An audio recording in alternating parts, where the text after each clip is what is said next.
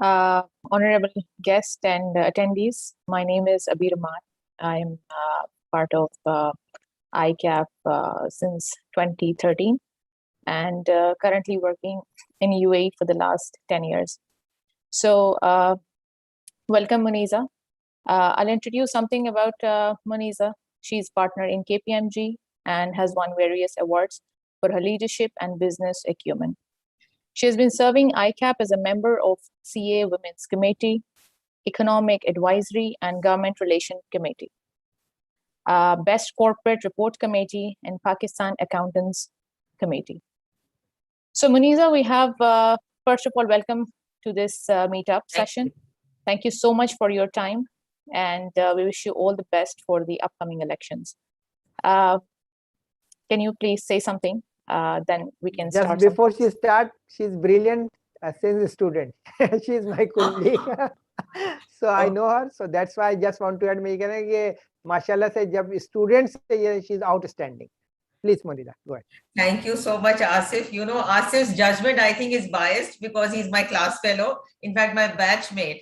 And we've studied in the same classroom together when we were doing our CA foundation. And he has always been such a dynamic personality, has always inspired us. And he was also the class representative throughout, I think, 3 semesters at ICAP. So Asif, it's really nice to see how well you're doing in life now. And to introduce myself, Abira has done some of the introduction, but I'll take you through my journey very briefly. So I was a science student and I did not have any idea what CA is about.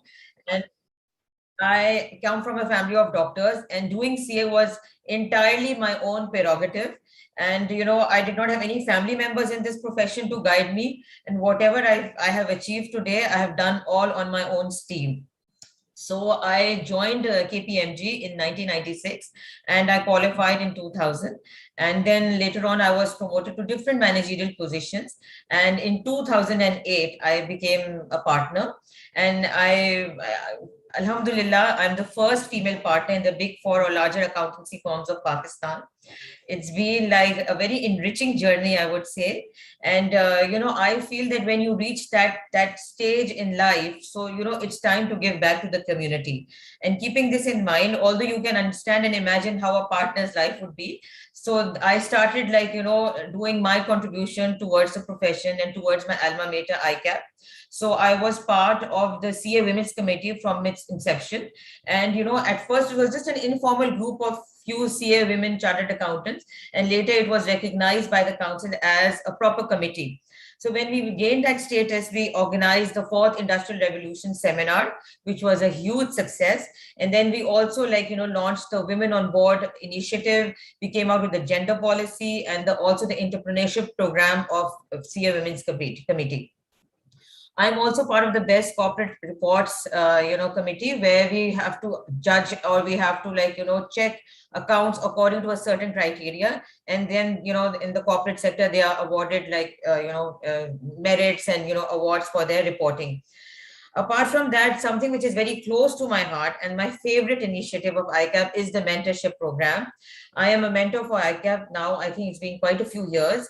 And, you know, I feel that this is an area or this is an initiative which I really, would have loved if when I had qualified, was there with ICAP. And I urge all our young chartered accountants to utilize this initiative of ICAP because, you have your experienced fraternity members guiding you, advising you. And, if when I was young and at that stage, if I had that guidance, I believe there were a lot of decisions and a lot of, where you have to choose and options, I could have utilized with that help. So I think this is a brilliant initiative of ICAP where they are mentoring, these young minds and also see affiliates. And they can get in touch with experienced members, and it goes a long way, I believe, because you can build up a network with your mentors, and it always helps in that respect. Apart from this, I am an avid reader. I love reading books. That's my favorite pastime. And then I have also written quite a few articles, I think 8 to be precise, and for the Pakistan Accountant. And they range from various topics, like from blockchain, which is Asif's favorite topic, I believe, to Companies Act and whistleblowing and about commitment to communities as well. I love to speak, and I'm also a panel. I have also been a panelist and a speaker on various, platforms and forums. And for these times, I believe, because since the elections are close, I'm not sure whether we can speak about the elections so openly, but I feel, this is a time of unprecedented change, and what is ICAP? We are the ambassadors of ICAP.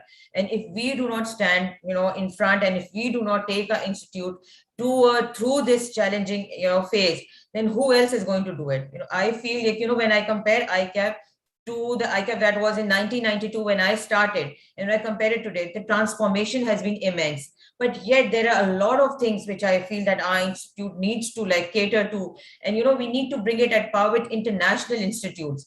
And we want our CA students should be recognized on an international level. So I feel that these are certain steps which people really need to cater to, they really need to address. And it is the responsibility of I believe our fraternity who will be voting, and because you will be exercising your right, so you must choose wisely. You must get people on board who are able to deliver. I feel that our CA students in this day and age are extremely technically competent, but sadly they fail on presentation skills, on communication skills. So this is an area where I feel we need to equip our students, where they can flourish and they can be groomed in becoming the dynamic leaders of tomorrow. I also believe that ICAP needs to partner with a lot more corporates, so that these students who come for training, the mandatory training. I know the firms are not so they do not have the capacity to absorb all students, and we cannot leave our people who have opted to do CA. You cannot just leave them midway. So I think collaborations with corporates is very important, so that these students can be absorbed, and there has to be some strategy to it. There needs to be some rotation, that if they do part of their training in corporates, then they come to the firms, and there's some rotation to that effect, so that they can have an enriching training experience. Apart from that, I think the IT is an area which we really need to focus on and equip our members with those skills. And then, in the times of today, we've seen entrepreneurship and startups. This is something where I believe ICAP really needs to provide opportunities to its members. It needs to garner their support for them in this area, so that they can flourish, because not everybody ends up getting a 9-to-5 job. So people, want to start their own business. In that sense, I believe ICAP really needs to support and provide, whatever, tools that they can to these members who want to start up their own business, want to become entrepreneurs, or even startups. I know that I was just recently told that there's an incubation center of ICAP. I was not aware about it. And we need to take it forward, and we need to take it at a level where our fraternity can, flourish basically. At the same time, I would say that sadly there seems to be a disconnect between the institute and its members, whether they are local members or they're overseas members. So this gap needs to be bridged. We need to get our members more connected with the institute, and more connected with the challenging environment of today. And because together we can work for the success of everybody, and for the profession as well as industry at large. So if there are any questions that anybody would like to ask, I would love to answer. Abir, I think you're on mute. Thank you, Moneeza, for sharing your experience. It was really remarkable achievements that you have gone through. Really an inspiration for all young ladies, even including us, will follow you. And so I will just go through the questions that we have for you. The first what do you think about women empowering women, eliminating the race and gender biasness? Okay, I feel that because in our profession, when I entered KPMG, I think I was the 4th female in this office. So from that time, when I compare to the times of today, the ratio has definitely improved. But still, as I said, a lot more needs to be done. And if women do not support other women, then how can we flourish as a nation? Because as Qaid Azam said, no nation can prosper unless the women are side by side with the men in building the economy, in building the nation. So it's very important that women step out and they adopt a career. Sadly, what happens is our women, because our biological clock is always in contrast with our corporate clock. So when it is time for us to get married, it's also time that we qualify. And then it is time for us to have, like, to build a family. It is also the time that we have to put in those late hours in work and get that promotion. So I think we need to build a very supportive infrastructure, for the women, so that they can also pursue their careers, because it is in the larger benefit of the economy and of the country. So I think not to empower women is not a choice anymore. You just got to do that.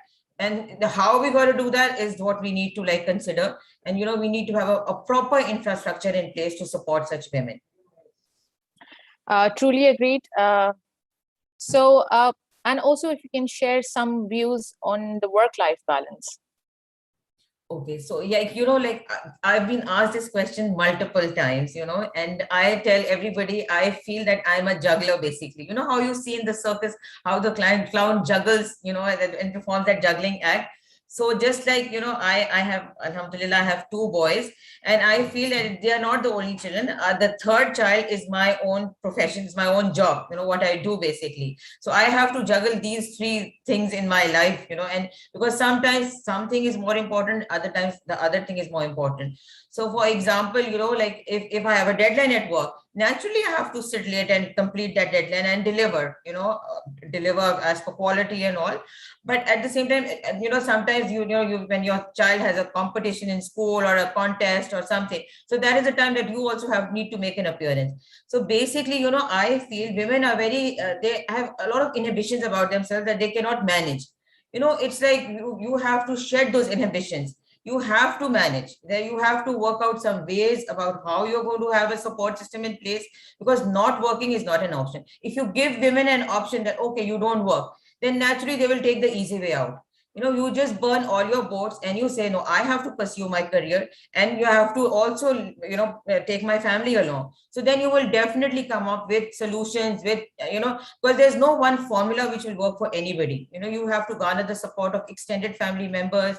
You have to have a proper help in place to, like, help you with family, because that is also an area which you cannot neglect. But when you give somebody an option that, okay, you can quit, so that is the easier way for them, and they feel that, okay, fine, we'll just go for the easier option. So you will find somehow or some solution or some, you will have to work out some solution for yourself so that you can balance your life.